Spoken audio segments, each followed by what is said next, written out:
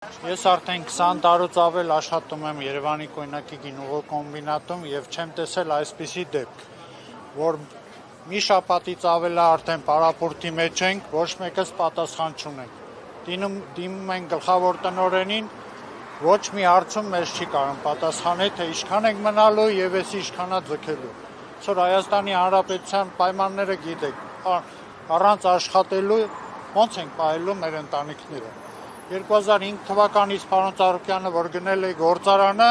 մինչև առ այսօր ոչ մի աշխատող, ոչ մի խնդիր չի ունեցել։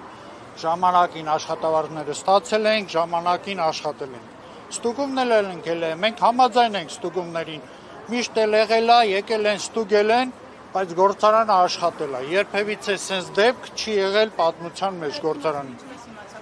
Առաջի առավոտյան ժամանել են գործարան, մեզ տեղյակ են պահել, որ չեք կարող մտնեք, ստուգումներ ա գնում, մենք կարծելով, որ հեսա ստուգումը կվերջանա, բնականon հույնով աշխատանքը կիրականացնի, բայց ցավոք բոլորիս դուրս հանեցին եւ ասեցին այլևս չեք կարող մտնեք։ Այն էլ այս գործարանը, որը պայթունա վտանգ է, բոլորս էլ գիտենք, որ ներքևը ինչքան պաշար ներսում, ինչքան պաշարներ ունենք, սպիրտի հետ կապված։ Ոչ թույլատրում են մեզ ինչ-որ քայլ անեն, ոչ սպասարկեն, ոչ այս ձևի պատմական գործարանը կամաց ոչնչացման եզրին է։ Ես անվտանգության համակարգում եմ աշխատում։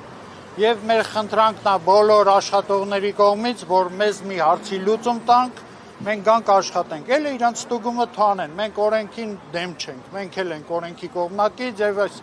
20 տարի եւ ավել աշխատել ենք օրենքի շրջանակներում։ Այլ ընտրանքները իհարկե չէ, դիտարկել չէ, մենք եկած օրվանից աշխատել են գործարանում եւ գոհ ենք ամեն ինչից, պայմաններից էլ, սպասարկումից էլ, աշխատանքից էլ, ոչ մի խնդիր չենք ունեցել։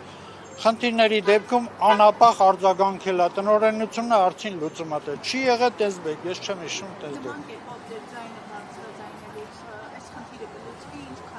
Ես չեմ անում, փորձում ենք բոլորս մեր վրդովմունքը արտահայտվել, որտեղ բոլորս աշխատում ենք, վարկեր ունենք, տուն ենք պահում, ընտանիք։ Փորձում ենք մեր բողոքի ակցիան սենց